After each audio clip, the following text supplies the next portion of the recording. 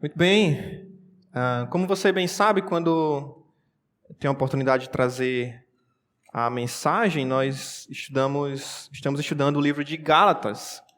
Então, é um prazer ter você hoje à noite. Se você nos visita, saiba que hoje à noite nós vamos estudar um pouco mais sobre o livro de Gálatas e estamos estudando especificamente essa passagem de Gálatas capítulo 5, versículos 22 a 24, que trata acerca do fruto do Espírito Santo, né? O tema desta sessão tem essa ideia, o reflexo e resultado do viver com Deus.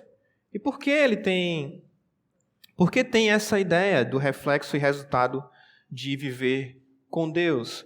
Porque aqui em Gálatas, pedi só para alguém colocar depois de volta no slide, mas porque aqui em Gálatas você vê que nos versos anteriores, dos versículos 23 e 24, a ideia é justamente o contrário, que é o reflexo e resultado do viver com a carne. Né? Existe essa batalha entre a carne e o Espírito Santo, e existe essa batalha entre uma vida vivida segundo a carne e uma vida vivida segundo o Espírito de Deus. Então, por isso esse tema que nós temos hoje à noite, do reflexo e resultado do viver com Deus. Nós já estudamos a sessão anterior, que fala sobre qual é esse reflexo de você viver na carne, e, Deus permitindo, hoje à noite iremos finalizar também essa sessão de Gálatas capítulo 5. Contudo, antes de nós abrirmos em Gálatas 5, se você já abriu lá, vou pedir para você ir para 2 Coríntios. Né? Você volta um pouquinho, e aí você vai para 2 Coríntios, capítulo 2, e vamos ler os versos 14 e 15.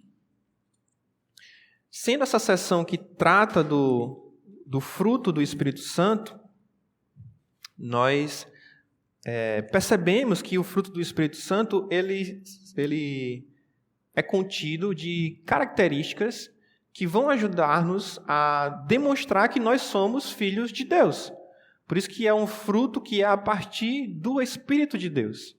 Então, quando nós desenvolvemos e quando nós estamos sendo guiados, estamos vivendo segundo o Espírito de Deus, nós vamos refletir essas características do fruto do Espírito. Então, 2 Coríntios, capítulo 2, ele vai dizer o seguinte, nos versos 14 e 15. Ele diz: graças, porém, a Deus, que em Cristo nos conduz ao quê? Nos conduz em triunfo e, por meio de nós, manifesta em todo lugar a fragrância do seu conhecimento. Verso 15.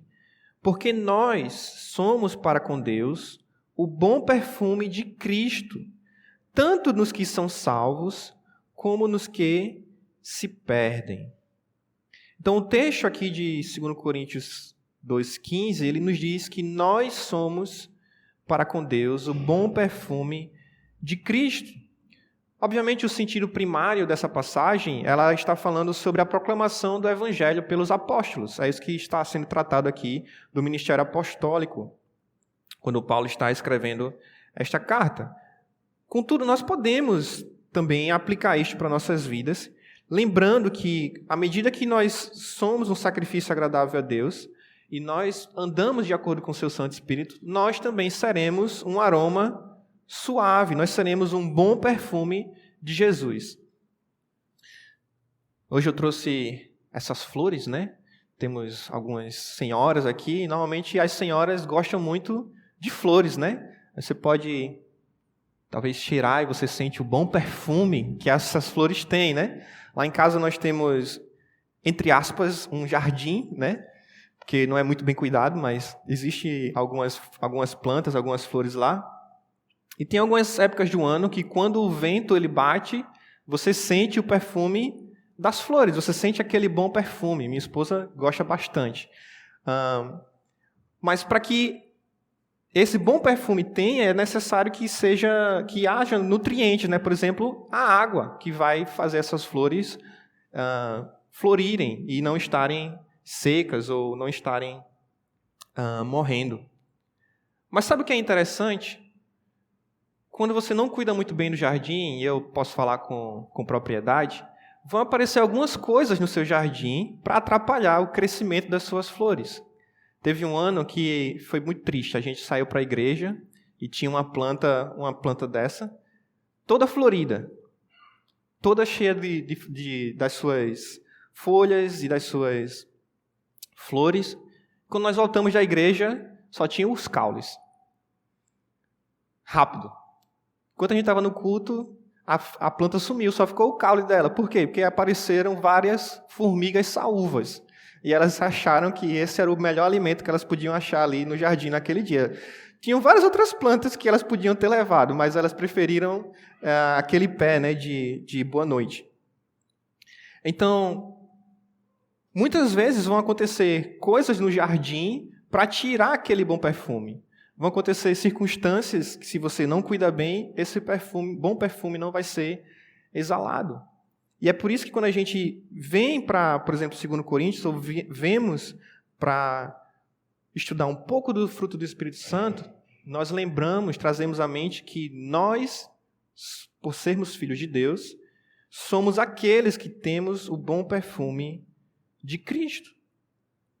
Essa é uma característica exclusiva que somente aqueles que são filhos de Deus, aqueles que colocaram sua fé em Jesus, podem expelir, podem mostrar. Então, tudo que a gente vai estudar hoje à noite está ligado a você já ser um crente. O Espírito de Deus, ele trabalha desta forma na vida dos crentes. Por quê? Porque ele habita dentro dessas pessoas. Então, se você ainda não é um crente, se você ainda não colocou sua vida em Jesus Cristo, olha o que diz 1 Coríntios capítulo 15. Paulo diz que eles manifestavam a fragrância do bom conhecimento de Deus, e o que é que eles manifestavam? Era justamente o Evangelho. O bom perfume de Cristo é este aqui, ele diz, 1 Coríntios 15, verso 3.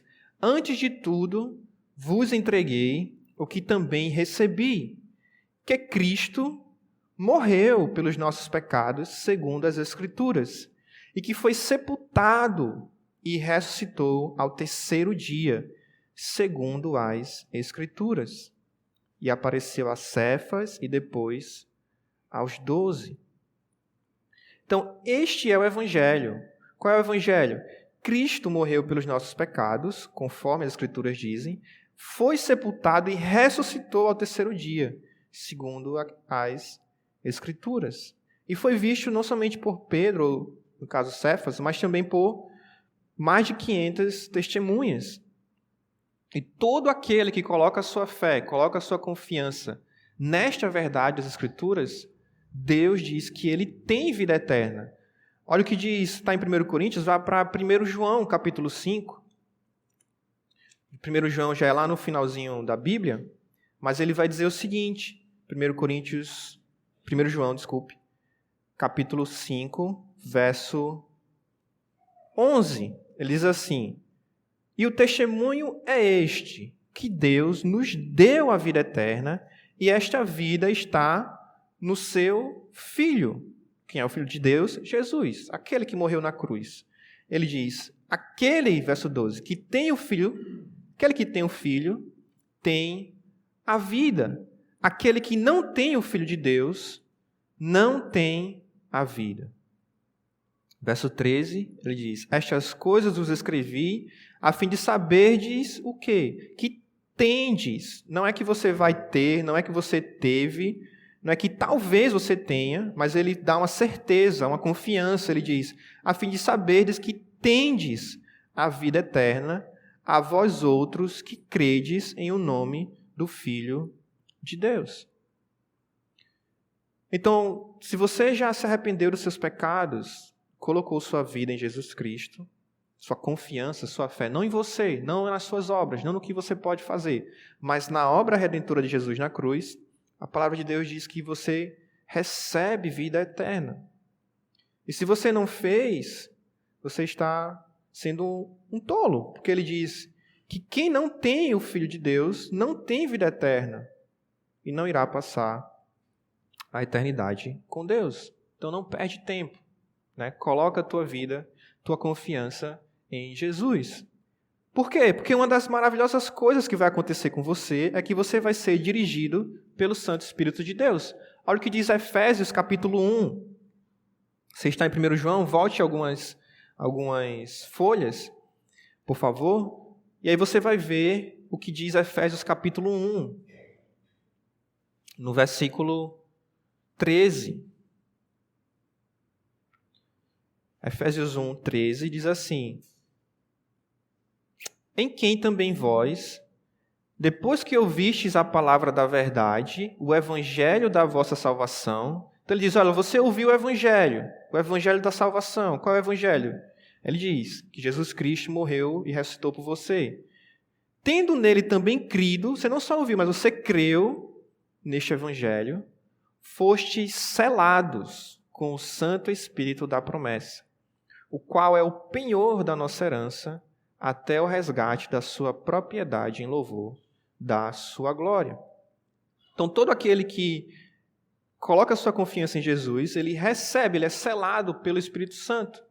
O Espírito Santo é aquele ticket, aquela passagem que vai garantir a sua entrada no céu, né? Para você viajar, para você ir de um continente para outro, de um estado para outro, você pega um avião, você precisa de uma passagem, né?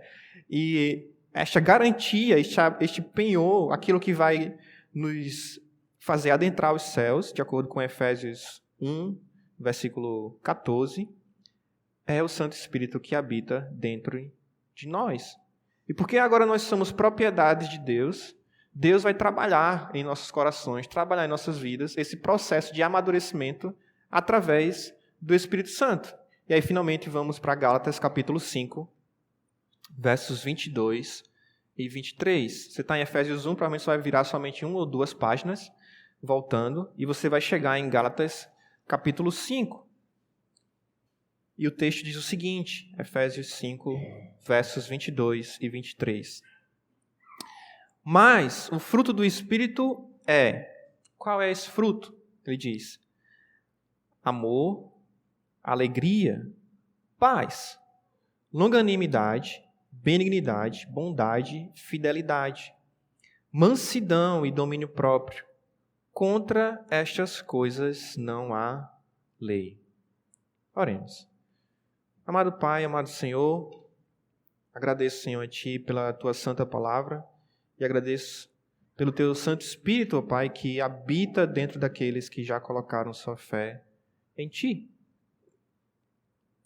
Te pedimos, ó Pai, que enquanto estudamos Tua palavra, enquanto ouvimos acerca do Teu Santo Espírito, o Senhor nos ajude a ouvir ao Teu Santo Espírito, a ouvir o Senhor falando conosco, a ouvir o Senhor trabalhando em nossos corações, para aquilo que nós entendemos que não é de acordo com a Tua palavra, não reflete o Teu fruto, não é de acordo com o Teu Santo Espírito, nós possamos também escolher, deixar em Tuas mãos, abandonar essas coisas, para ser o bom perfume de Cristo, aonde quer que nós estejamos, aonde quer que o Senhor nos coloque. Nos ajuda, Senhor, a estarmos realmente exalando essa fragrância que somente os crentes podem fazer, somente aqueles que creem em Jesus podem fazer. Muito obrigado novamente pelo tempo hoje à noite. Por favor, nos dirige. Em nome de Jesus. Amém. Então, nós podemos aplicar essa passagem em nossas vidas, né? E pensando sobre o nosso tema hoje à noite, algumas dessas coisas nós já vimos, né? Então, eu vou passar bem rápido por ela para a gente não perder muito tempo, porque você pode ouvir as mensagens anteriores e assim pegar essa parte inicial. Nós vemos aqui no verso 16 essa ordem, né? Sabe por que eu tenho que ter o fruto do Espírito Santo? Por que em minha vida precisa ter o fruto do Espírito Santo? Porque é uma ordem, olha o que diz Gálatas 5,16. Digo, porém, andai no Espírito, e jamais satisfareis a concupiscência da carne. Então ele diz, se você é um filho de Deus, se você já colocou sua fé em Jesus, você deve andar como filho de Deus, deve andar no Espírito, e fazendo isso você não vai satisfazer a concupiscência da carne. E aí nós vimos que este reflexo do viver com Deus, a partir do fruto do Espírito Santo, nós podemos pensar ele em 3 categorias em nossas vidas. Nós podemos ver que o Espírito Santo ele trabalha nossa mente, através desse fruto de amor, de alegria, de paz. São qualidades mentais que o Espírito Santo desenvolve em nós e que nós podemos demonstrar às outras pessoas. Também, à medida que nós refletimos esse viver com Deus, vão ter qualidades que vão ser úteis para os nossos relacionamentos. E essas qualidades estão muito ligadas, por exemplo, à longanimidade, que é a ideia de paciência, ou de benignidade e de bondade. E, finalmente, também, essas últimas 3 outras características que são ditas as qualidades de conduta, ou seja, como eu vou agir. E essas 3 últimas, que são basicamente onde nós vamos passar mais tempo hoje, é a ideia de fidelidade, de mansidão e de domínio próprio. Então nós vimos que o amor, esse é um amor ágape, aquele amor que vem do Senhor, e que este amor está expresso da maior forma na pessoa de Jesus Cristo, ou no sacrifício que Jesus fez por nós. É isso que diz João, capítulo 15, verso 13. Ele diz, ninguém tem maior amor do que este, de dar alguém a própria vida em favor dos seus amigos. Então, este amor de Deus, que também é uma qualidade do fruto do Espírito, está expresso da melhor forma na obra de Jesus, como ele deu a vida dele por nós. Desta forma, nós também podemos sacrificar para os outros este amor, desta mesma forma, demonstrando de forma sacrificial uns aos outros o amor de Deus. Uma outra característica do fruto do Espírito é a alegria, né? A alegria também é uma outra qualidade. E aí ele diz que essa alegria vai estar ligada também quando nós estamos olhando para Deus. Por quê? Porque também quando nós olhamos para a obra da cruz, nós vemos que Jesus, ele escolheu fazer aquilo, né? Olha o que ele diz em Hebreus 12:2.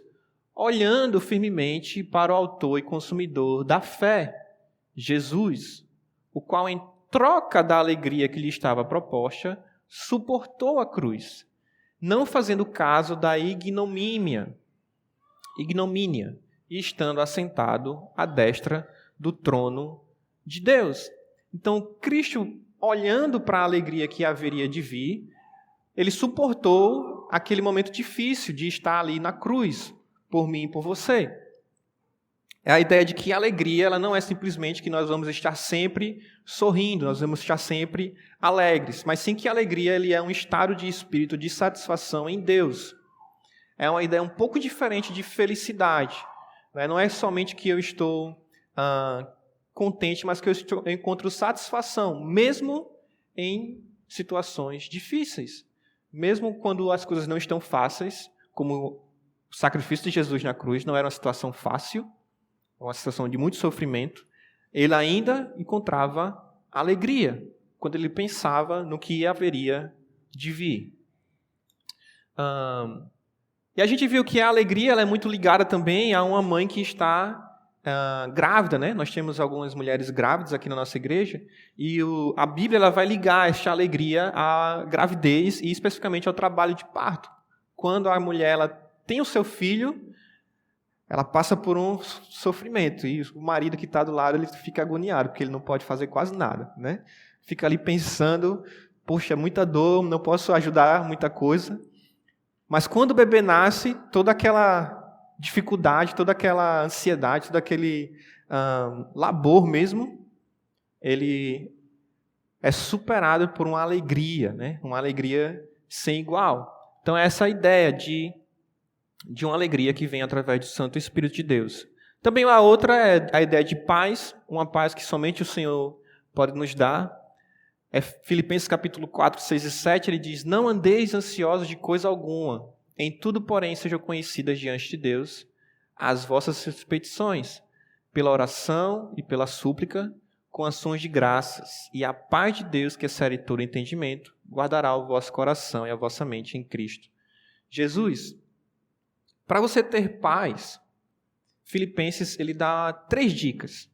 2 estão aqui nesse verso. Né? Ele diz, você deve orar, você deve conversar com Deus, isso vai te ajudar a ter paz. Deve falar com o Senhor. Ele é teu Deus, Ele é teu Pai, então você precisa conversar com Ele, através da oração.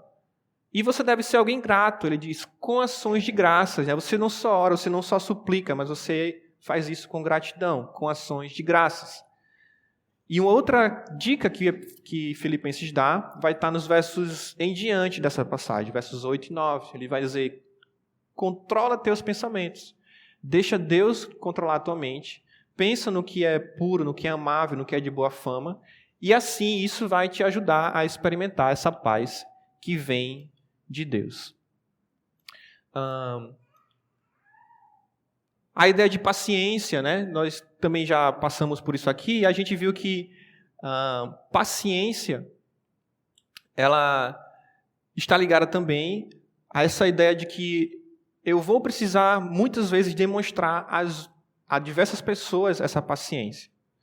Por exemplo, vou precisar ter paciência com pessoas que têm problemas. Vai chegar na minha vida muita gente com problemas. E que esses problemas podem tirar a minha paciência. E por conta disso eu preciso depender de Deus nisso. Né? Olha o que 1 Tessalonicenses 5,14 diz. Ele diz, exortamos, irmãos, que vocês admoestem os submissos, consolem os desanimados, ampareis os fracos e sejam longânimos para com todos, ou sejam pacientes para com todos.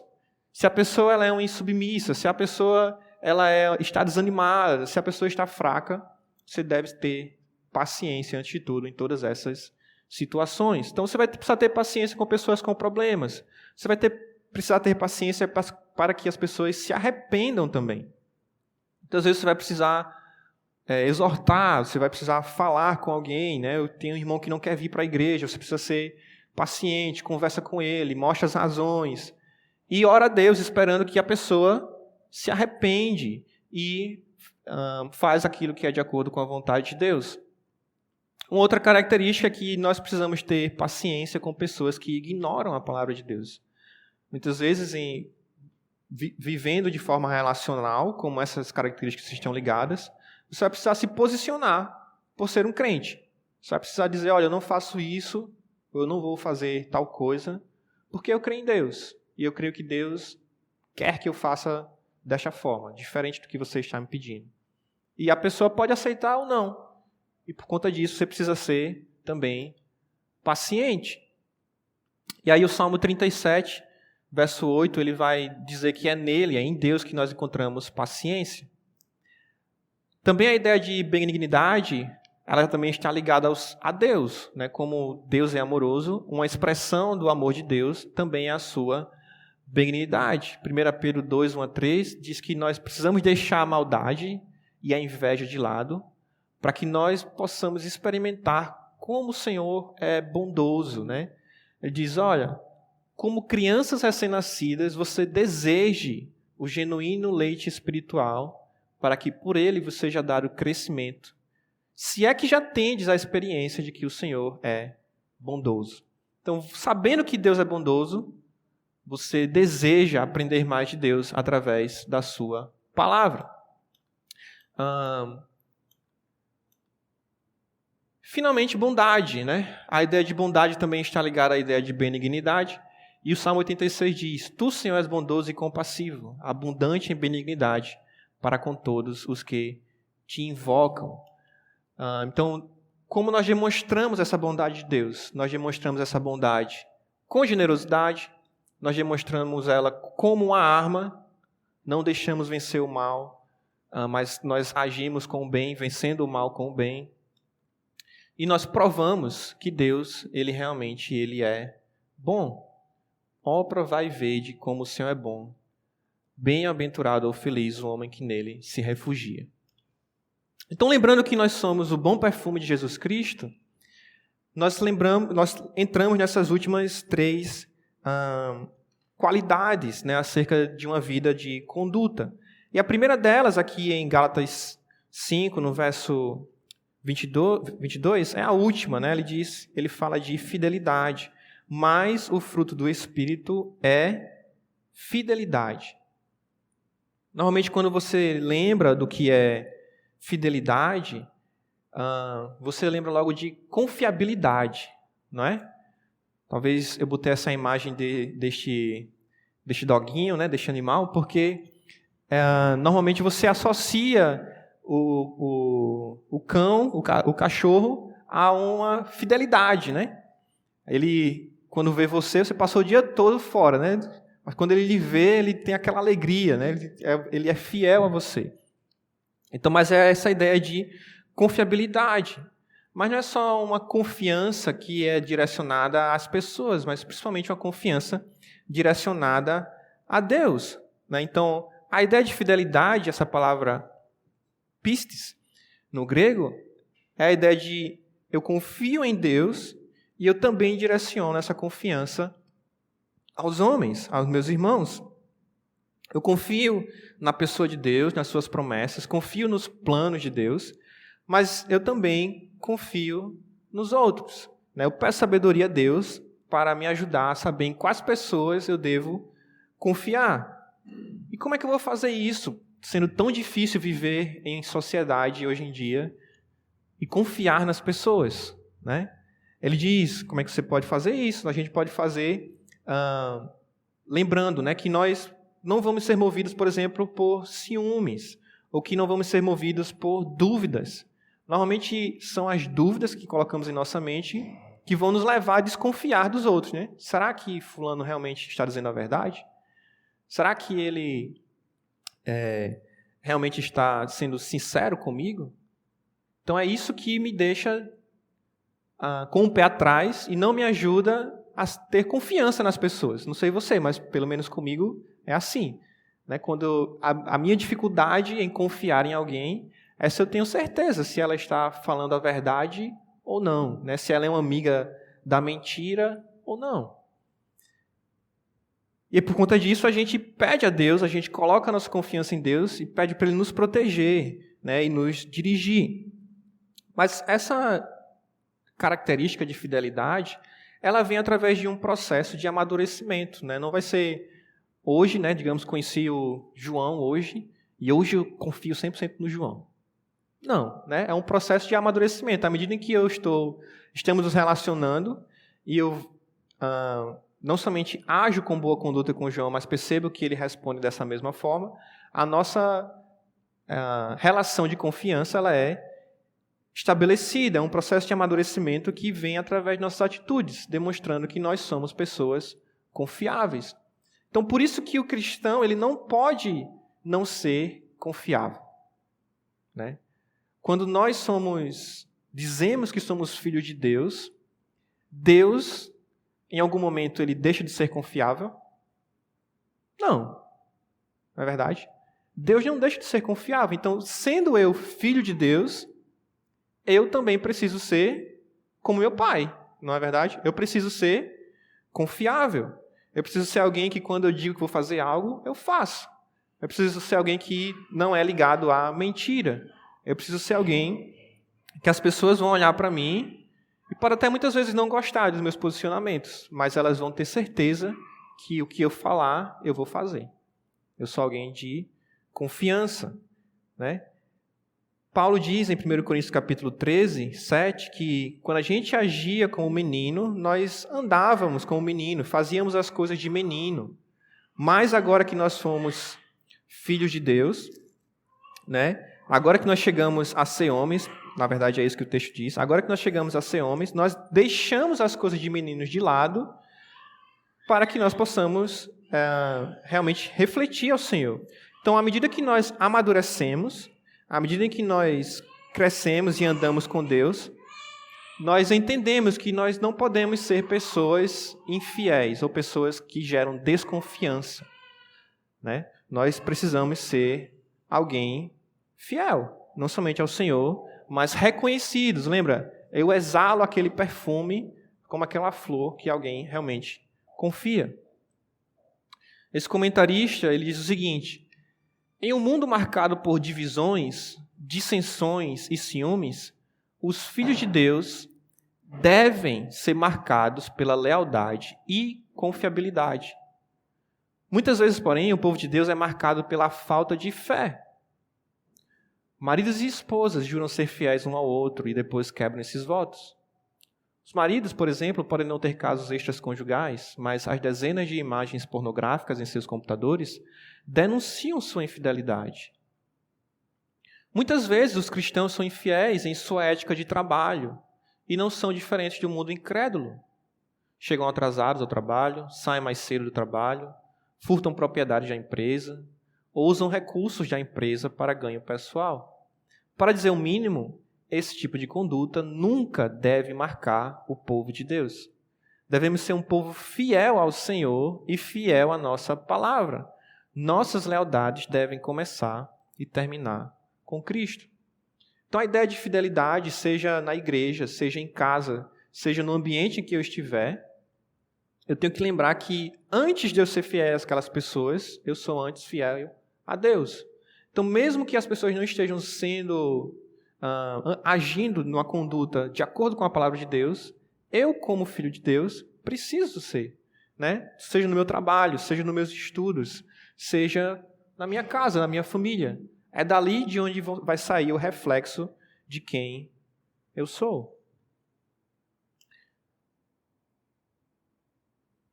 Filipenses capítulo 2 mostra que Jesus Cristo era fiel, ou que Jesus Cristo foi fiel.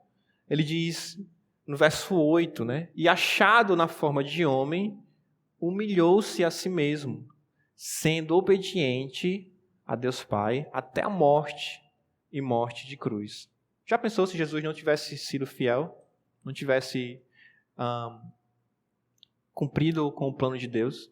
Na hora de morrer na cruz, ele dissesse, eu vou destruir aqui esses soldados romanos e vou voltar para a presença de Deus. Aí não teria mais salvação para a gente. Como Deus foi fiel, até se entregando à morte de cruz, nós também refletimos essa fidelidade ao Senhor. Como eu posso refletir essa fidelidade em minha casa, né? Efésios 5:25, ele vai dizer, vós, maridos, amai vossas mulheres. De que forma? Como também Cristo amou a igreja. E como é que Cristo amou a igreja? Ele diz, Cristo amou a igreja e a si mesmo se entregou por ela.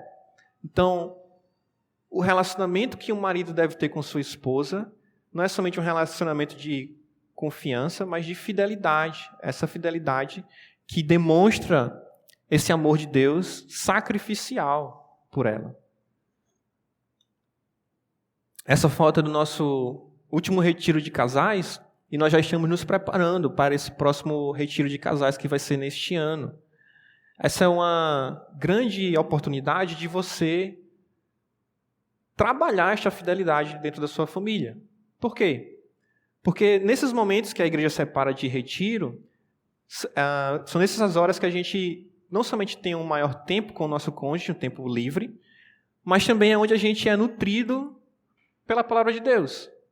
E muitas vezes os problemas ou coisas precisam ser resolvidas, o retiro ajuda bastante. Algum tempo atrás nós fizemos, alguns irmãos vão lembrar, nós fizemos um retiro em Dunas de Marapé, quando o pastor Alain ele veio e trouxe para nós os estudos naquela época, né? E durante aquele retiro, o tema que nós tratamos era sobre o divórcio. O tema do retiro era dialogando sobre as dores do divórcio. E nós que estávamos organizando, nós não tínhamos noção. Mas durante aquele retiro, haviam 2 famílias que estavam passando por problemas justamente na área do divórcio. Mas o retiro ele serviu como aquela tentativa de Deus de auxiliar e salvar aqueles casamentos, de ajudar aqueles casais a permanecerem fiéis ao quê? Ao compromisso que eles disseram, não somente um ao outro, mas principalmente diante de Deus, que eles iriam permanecer juntos até que a morte os separasse. Então, participa dos retiros, né? Lembra que como que a igreja faz essas programações pensando principalmente em você, pensando principalmente em sua família. Então, em novembro, nós vamos ter o nosso próximo retiro de casais, e vai ser justamente parecido com o de 2020, né, que foram 4 dias. Nós vamos começar na sexta-feira e só vamos terminar na segunda-feira, que vai juntar com o feriado. Então, vai ser uma ótima oportunidade de você também continuar aplicando essa ideia de fidelidade dentro do seu casamento. Continuando, a outra característica que vemos hoje à noite é mansidão. Mansidão não é a ideia de você ser alguém fraco, né? Às vezes a pessoa, quando escuta essa palavra mansidão, pensa logo em alguém fraco. Não é essa a ideia de mansidão. Mas mansidão é a ideia de ter poder sobre controle. Por que nós dizemos isso? Vá para Mateus, capítulo 11.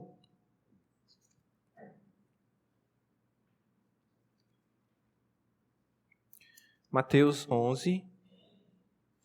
Nós lemos Mateus 10 hoje, né, no início do culto. Mas Mateus, capítulo 11, verso 29.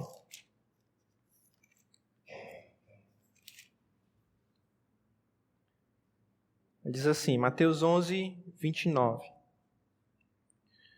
Tomai sobre vós o meu jugo e aprendei de mim, porque sou manso e humilde de coração, e achareis descanso para a vossa alma.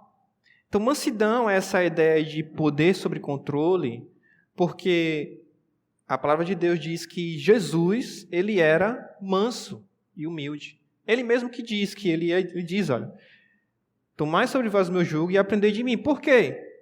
Porque sou manso e humilde de coração. Faltava poder para Jesus? Não. Ele era alguém fraco? Não. Né? Ele foi o homem que mudou somente a história da humanidade. Né? Então, Jesus não era alguém fraco, mas ele era alguém que tinha poder sobre controle, que ele sabia utilizar corretamente seu poder e sua autoridade. Então, é justamente essa ideia de ser manso e de ser humilde de coração. O livro de Números ele vai dizer que também Moisés, um outro homem, né? Então você pensa, pastor, você está trazendo logo Jesus, também Jesus, né? Jesus ele era 100% em tudo. Mas Deuteronômio, ele vai dizer, Números, capítulo 12, verso 13, ele vai falar de outro homem, ele vai falar de Moisés. Ele diz que Moisés também era um homem muito manso. Vou ler aqui para você, Números 12. Ele diz assim, era o varão Moisés muito manso, mais do que todos os homens que havia sobre a terra. Então, Moisés, ele também era alguém que sabia utilizar a sua mansidão. Era alguém que sabia ter sob controle a sua autoridade. Não sei se você lembra qual era a história de Moisés. Ele foi alguém que durante 40 anos estava debaixo do ensino e do treinamento para se tornar o próximo faraó do Egito.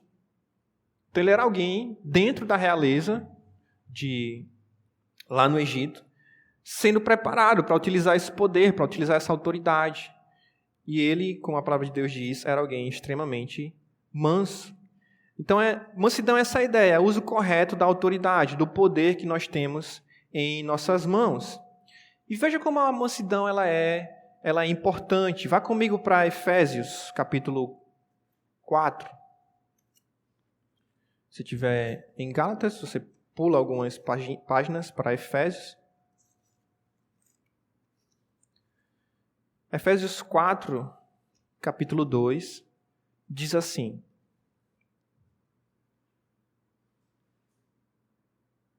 Versículo 1, para a gente pegar o contexto. Rogo-vos, pois eu, prisioneiro no Senhor, que andeis de modo digno da vocação a que foste chamado.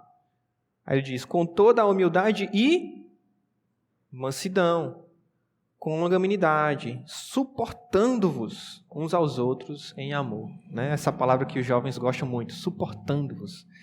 Então, mansidão ela vai ser essencial para a nossa vida em comunidade, porque ela vai nos ajudar a preservar a paz. Ele diz, olha, anda de modo digno, com toda a humildade e mansidão, porque isso vai te ajudar a manter a paz, vai te ajudar a suportar ao seu irmão, a realmente viver em comunidade com ele. Então, muitas vezes, essa ideia de mansidão pode ser confundida com autocontrole. São ideias muito, muito próximas, né? São virtudes relacionadas. E, geralmente, nós vamos estar envolvidos em uma sociedade que é desprovida dessas qualidades, que é desprovida dessas virtudes, né? Então, a gente aprende que nós temos que ter mansidão, por exemplo, autocontrole com a nossa língua, com aquilo que nós vamos falar. Muitas vezes, apenas uma simples palavra, uma simples frase que você fale, vai ser suficiente para tirar alguém do controle dela, tirar alguém da paciência. Uma simples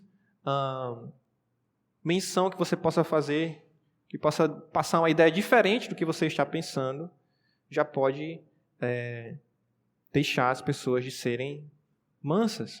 Essa semana eu estava dirigindo, normalmente no trânsito é justamente onde as pessoas perdem a mansidão, né? Parece que quando abre a porta do carro, é quando você deixa a mansidão do lado de fora e veste a capa da raiva, né? Então, eu estava dirigindo e eu estava dando seta que eu ia trocar de faixa. Eu ia trocar de faixa para a faixa mais rápida.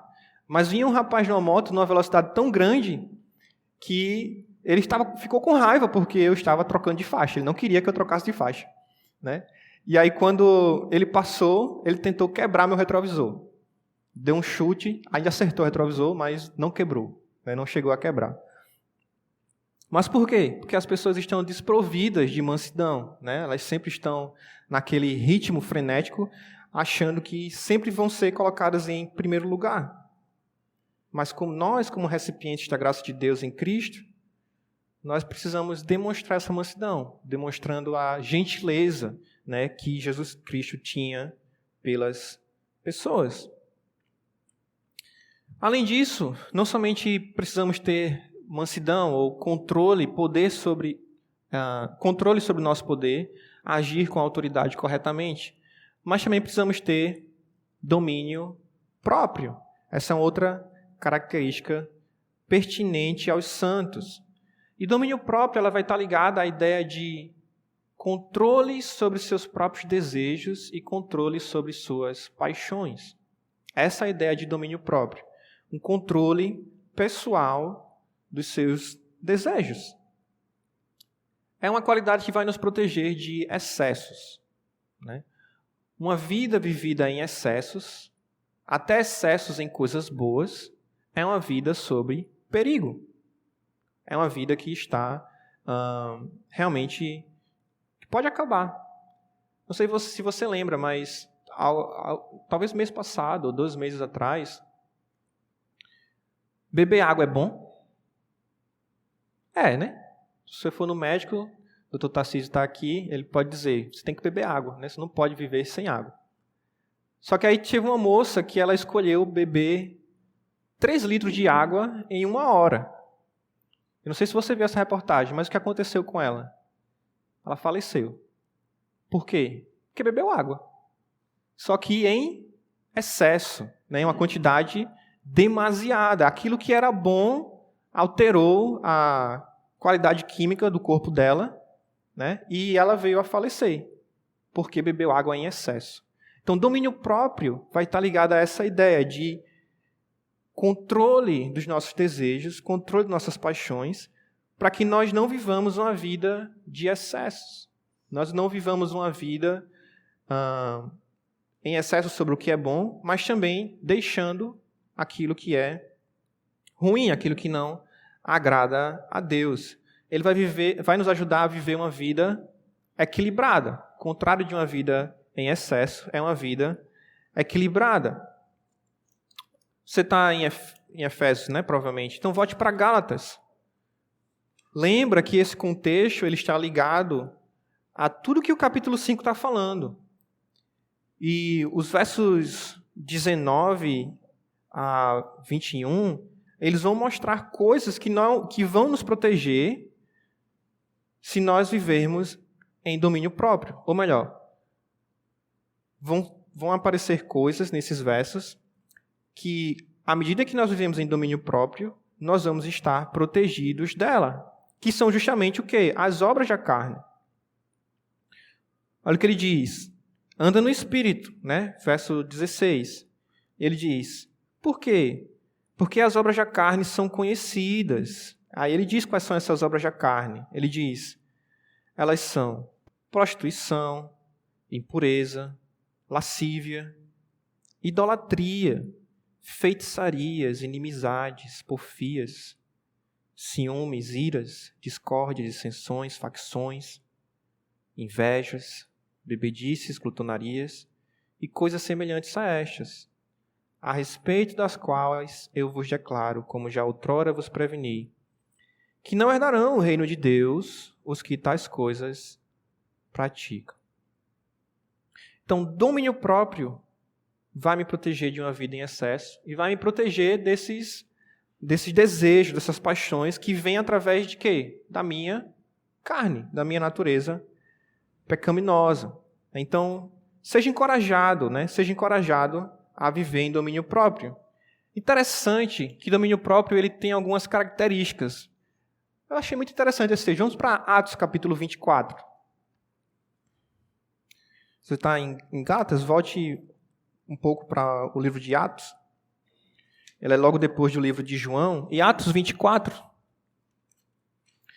a gente vê que domínio próprio ele chama a atenção das pessoas. Olha o que ele diz em Atos 24, 25. Diz assim, dissertando ele acerca da justiça, do domínio próprio e do juízo vindouro, ficou Félix amedrontado e disse, por agora podes retirar-te, e quando eu tiver vagar, chamar-te-ei. Então, Paulo ele estava falando aqui com o governador, esse governador chamado Félix, né? Ele estava se defendendo perante Félix. E nessa conversa, Paulo fala, né, ele disserta sobre justiça, sobre domínio próprio e sobre o juízo que havia de vir. E diz que Félix, quando ouviu sobre essas coisas, ele ficou amedrontado, ele ficou com medo. Então, o domínio próprio, ele chama a atenção ao ponto de até algumas pessoas ficarem com medo quando veem alguém ensinando ou falando que você deve ser alguém que é controlado, alguém que controla suas paixões, controla os seus desejos. Além disso, o domínio próprio ele traz resultados, né? Esse texto de 1 Coríntios capítulo 9, versículo 25, é aquele texto que fala que o atleta em tudo ele se domina. Nosso próximo retiro de famílias vai justamente falar sobre esse tema relacionado ao esporte, né? E como nós precisamos ter uma vida também ligada ao esporte para nosso benefício próprio, para a nossa saúde. Então, se você é um atleta, se você é alguém que mantém suas atividades físicas de forma regular, você é alguém que tem domínio próprio, e isso traz resultados para a sua vida, neste caso, na área de saúde. Além disso, domínio próprio ele também é uma característica da liderança, é uma característica de liderança, na verdade. Alguém que tem bom domínio próprio, alguém que é piedoso, que tem domínio de si, Tito vai dizer que essa deve ser uma característica dos líderes da igreja. Então, domínio próprio é essencial também para você, pai, para você, mãe, você que lidera o seu lar, que tem alguém debaixo da sua responsabilidade. É interessante você desenvolver também essa característica, deixar o Espírito Santo trabalhar em você, porque vai ser essencial na vida dos seus filhos.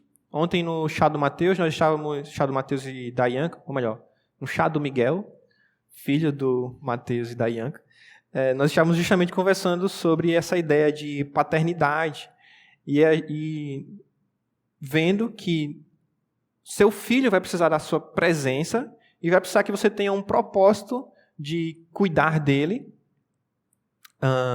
não levando ele a ser irado.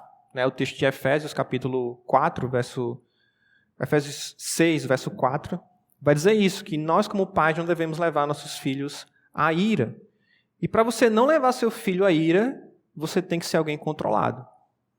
Não é verdade? Porque se você explode com seu filho, ele também vai ficar irado. Então, domínio próprio é uma característica também de liderança e é uma característica também de maturidade. Tito 2, versos 1 e 2, ele vai dizer assim, que aos homens idosos, Timóteo deveria ensinar que aqueles homens que são idosos, eles deveriam ser temperantes, deveriam ser respeitáveis, sensatos, deveriam ser pessoas que vão demonstrar que eles são maduros. E uma dessas características é ter controle sobre si, ter domínio próprio. Então, para a gente finalizar, eu queria que você fosse comigo para Efésios 4 novamente. Efésios 4, ele é um capítulo bastante prático para nossas vidas. E eu vou deixar como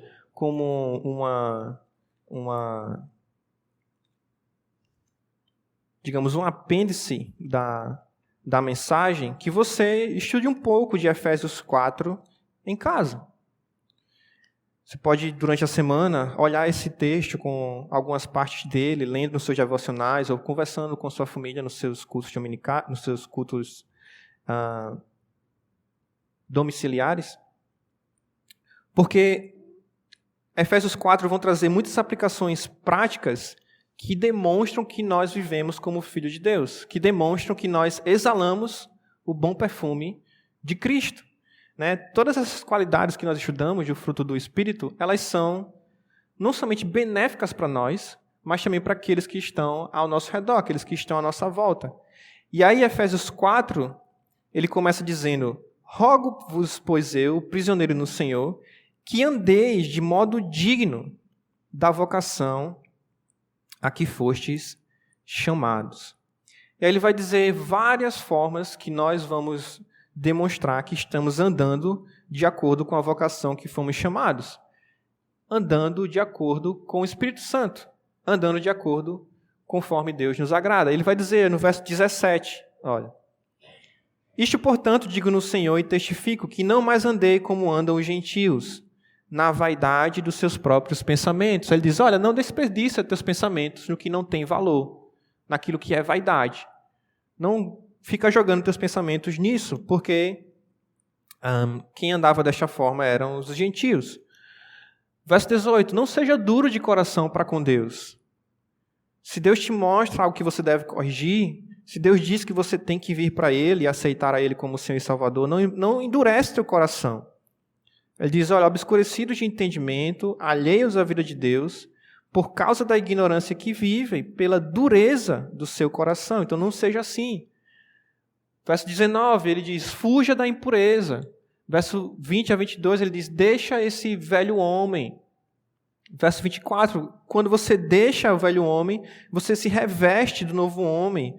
Você reveste desse novo homem criado segundo Deus, em retidão e justiça. Verso 25 de Efésios 4. Deixa a mentira, controla a tua língua, deixa a mentira e fala a verdade. Verso 26. Tenha uma ira santa, ou seja, uma ira controlada. Lembra que tem coisas que nós realmente precisamos estar irados contra, mas nós não podemos pecar contra as pessoas ou contra Deus por conta disso. Né? Ele diz, não se ponha o sol sobre a vossa ira, não dê lugar ao diabo. O verso 27, como eu ando como um filho de Deus, não dou lugar ao diabo. Verso 28, sou fiel, ou seja, eu não furto. O que eu faço é trabalhar. Ele diz, aquele que furtava, não furte mais, antes trabalhe. Verso 29, tenha cuidado com as suas palavras. Edifique aos outros com suas palavras. Se você não sabe o que falar, fique calado. Né? Mas tenha cuidado com as suas palavras. Por quê? Porque não deve sair da sua boca nenhuma palavra torpe, e sim unicamente a que for boa para a edificação. Verso 30. Não entristeça o Espírito Santo, Verso 31, não seja alguém descontrolado, a ideia que nós vimos hoje de domínio próprio. Verso porque ele diz, olha, longe de vós toda amargura, e cólera, e ira, e gritaria, e blasfêmia, e bem assim toda a malícia. Verso 32, ele diz, haja com benignidade e haja com perdão, seja benigno, compassivo, perdoe uns aos outros. Capítulo 5, verso 1, ele nos chama para imitar Deus. No verso 2 ele diz, anda em amor. No verso 6 ele diz, não seja iludido, de capítulo 5. Ninguém vos engane com palavras vãs. Então, todas essas características, todas essas práticas que os santos, que os crentes devem ter a partir de Efésios 4, vão nos ajudar a exalar o bom perfume de Cristo, onde quer que você esteja. Né? Lá na sua escola, lá na faculdade, lá no seu trabalho, dentro da igreja principalmente. Né? Como seria bom que nós todos estivéssemos exalando o perfume de Cristo, como nossa igreja estaria sendo mais edificada, estaríamos mais próximos uns dos outros. E nós olhamos essas características do fruto do Espírito Santo, e Paulo ele termina o verso 23 dizendo o seguinte, contra estas coisas não há lei. Ou seja, contra as características, contra o fruto do Espírito Santo, não há lei. O que será que Paulo está querendo dizer com isso? Entendo que uma das coisas que ele está querendo dizer é muito simples. Ele diz, olha, ninguém vai te julgar por conta dessas coisas. Normalmente, quando você entra num estabelecimento, você vai dizer, tem a plaquinha, né? Sorria, você está sendo filmado. Você não vai encontrar lá dizendo, seja triste, né? Você está sendo filmado. Não, ele vai dizer sorria, ou seja, a ideia de alegria.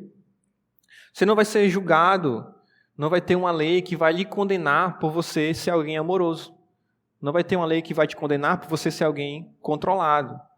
Não vai ter condenação porque você é alguém fiel. Essas não são virtudes condenáveis, está entendendo? O que é condenável? É justamente o que estava antes, são as obras da carne, né? Ele diz, o que vai ser condenável pela palavra de Deus e por leis feitas pelos homens é justamente isso que está escrito no verso 19 e 20. Idolatria, feitiçaria, inimizades. São essas coisas, prostituições, ciúmes, discórdias, que vão gerar atitudes passíveis de punição, passíveis da justiça de Deus e, inclusive, também da justiça dos homens. Então, lembra, né? Lembra quando você vê uma flor, você lembra do perfume, né, que elas têm. E lembra como eu e você, nós somos o bom perfume de Cristo, aonde quer que nós estejamos. E como nós vamos exalar esse bom perfume de Jesus? Quando nós somos controlados e dirigidos pelo Santo Espírito de Deus, pelo Espírito Santo. O fruto do Espírito é amor, alegria, paz, longanimidade, benignidade, bondade, fidelidade, mansidão e domínio próprio. Contra estas coisas não há lei. Oremos. Amado Pai, agradecemos ao Senhor por mais um fim de semana e agradecemos que o Senhor trabalhe em nossas vidas, nos dirigindo e nos auxiliando e nos ajudando a andarmos conforme o Teu Santo Espírito, conforme a Tua palavra. Obrigado, Senhor, por cada irmão que pôde chegar hoje, cada visitante, cada família que faz parte da nossa igreja e que nós podemos aprender com a Tua palavra. Te rogo, Senhor, que ajude nosso coração a ouvir a Ti e a sermos amadurecidos pelo Teu Santo Espírito. Que nós possamos olhar uns para os outros com amor, com alegria, tendo paz por estarmos na presença uns dos outros. Nos ajuda, Senhor, a ter domínio próprio, a ser alguém manso, a realmente viver exalando o bom perfume de Jesus Cristo, aonde quer que nós andamos. Obrigado que nessa tarefa nós não estamos sozinhos, que o Teu Consolador, aquele que veio para ser nosso ajudador, está tão próximo de nós que está dentro de nós. Eu te rogo, te peço e já agradeço por essas coisas. Em nome de Jesus. Amém.